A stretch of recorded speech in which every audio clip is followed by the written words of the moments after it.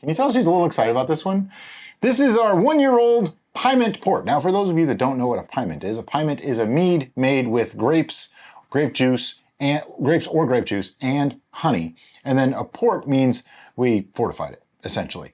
This has been sitting for a year. It is 20% ABV. It is the last bottle that we have because I have drank all the other ones. So this is a bittersweet moment. I'm so excited that we finally got to a 1-year point, but then I'm sad because it's going to be really good, and then I'm going to be sad that I drank all the other ones. There's one beautiful thing about being a homebrewer. We can make more! That's right. But right now, we have to get from here into here. That means the pour can.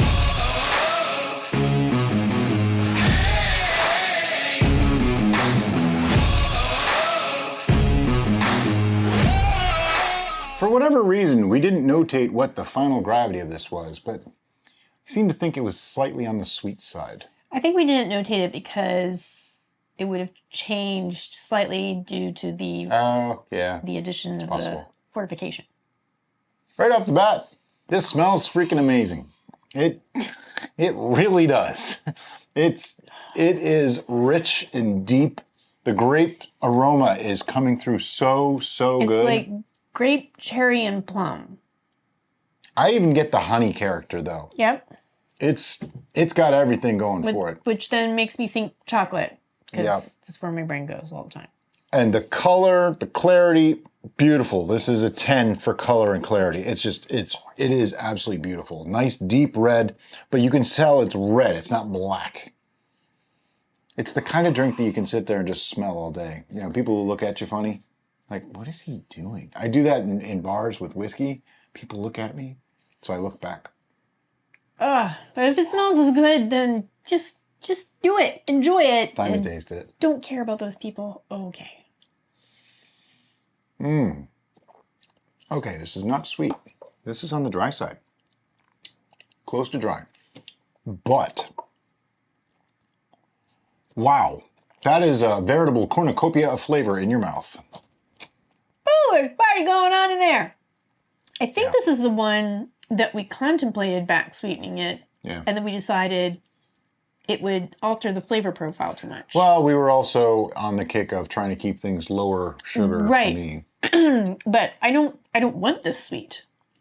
I would like this a touch sweeter. I don't. Port should be kind of on the sweet side. I mean, it's very nice. Okay. It's like borderline to where I would sweeten it.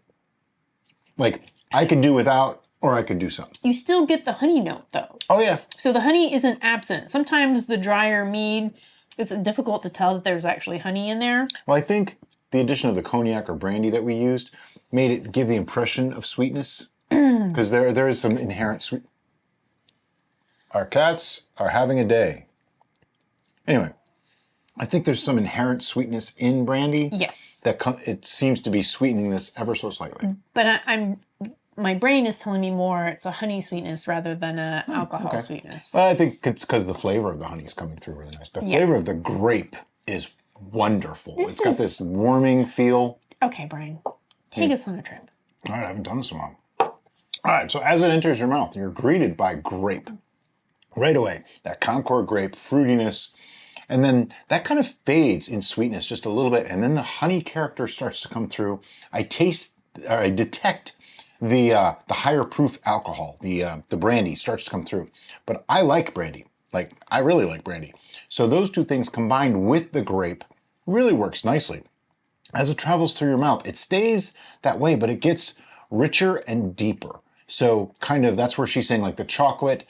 I even detect a little bit of coffee. I'm detecting a very slight orange maybe note. Maybe even a touch of like a cinnamon note, something in that range. The finish is actually fairly long. And I'm getting that slight mead bitter note in the back of my throat as it goes down. So you know it's a mead. Lots of flavors going on, lots of layers. Right, it is very complex, but I do get the distinct right amount of acidity and right amount of tannic aspects. Absolutely.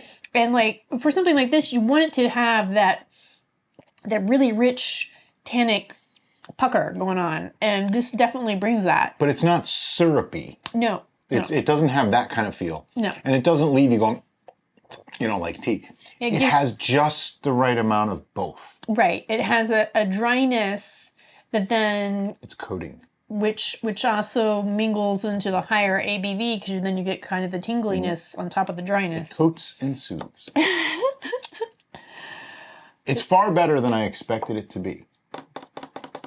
It is really good. I'm trying to maintain a poker face to not give it away. It's like you go to buy a used car and you're slobbering all over the car and then you want to negotiate with the guy afterwards. It doesn't work. This is one of those brews that I would say if we actually had the space that we should go ahead and make a 5-gallon. I don't want 5 gallons of this stuff. This is more Derek's than mine. I want 5 gallons. I want all of my side of the shelf to be this beverage. I didn't know we had a my side, your side thing going on. I organized it. I told you about this. Oh.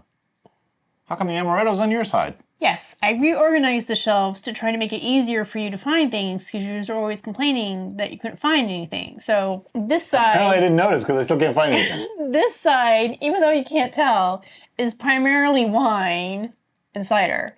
Where this side is primarily mead. But then we have all of the store-bought stuff... Whiskeys. On top and then in front. And then honeys and brewing ingredients... Easy access. So it does complicate it, and I know, but there's a method to my madness. Just trust me on this. I trust you. This beverage, however, is delightful. It's so delightful that I don't know that we need to do anything to it. I think let's just talk a little bit more. We had chicken parmesan last night, and this would have gone lovely with that. Because it's the 1-year taster. Yeah. You've done that before, though. When we had it, you've had this with it. Yeah. It would go nice with any red sauce, basically. Yeah. Red sauce Italian dish, like a nice meaty lasagna or... Any red sauce. This would be lovely with it. It would be lovely in it, too. It actually would be a nice compliment to add the acidity. I could enjoy this with just some bruschetta, and this would be fine for me. Bruschetta. But anyway, my glass is empty. Mine is not, because I have savoring. I'm hesitant to pour more because we got other stuff to do today. And it is 20%. I mean, it's not like 80%, but it's 20%. It's got a kick, let's just say. Are you ready to give this a score? Yeah. Yeah. Okay. I believe I'm ready. 1, 2, 3, 10. 9. Yep, she went there. I figured she was. Now, I went 9 because and honestly, let me rectify that. Let me say 9.5. This is just not something that I reach for. And I remember throughout the year, she would pull out a bottle of this and say, do you want some with dinner? And I almost always said no. The few times that I said yes, I feel personally, for me, this is too strong of a flavor, too strong of an alcohol for a dinner meal drink. It's more of an aperitif or a digestif. So before or an after. Don't have those issues. I agree with you. You don't have to have those issues. But for me, this is a little bit much. It's really nice. I love the way it came out. It's a beautiful thing, but it's just slightly out of my wheelhouse. If it was a little sweeter, I might appreciate it more. So for me, it's a 9 or a 9.5. 9.5. We're talking, it's this close to a 10. If I made it like a little sweeter, I probably would have given this a 10. So that's my take on it. But I do believe this is very well done. It's well executed. It's beautiful. Everything about it is great. It's just that far off of a 10. So I can appreciate Brian's stance on that with the higher ABV.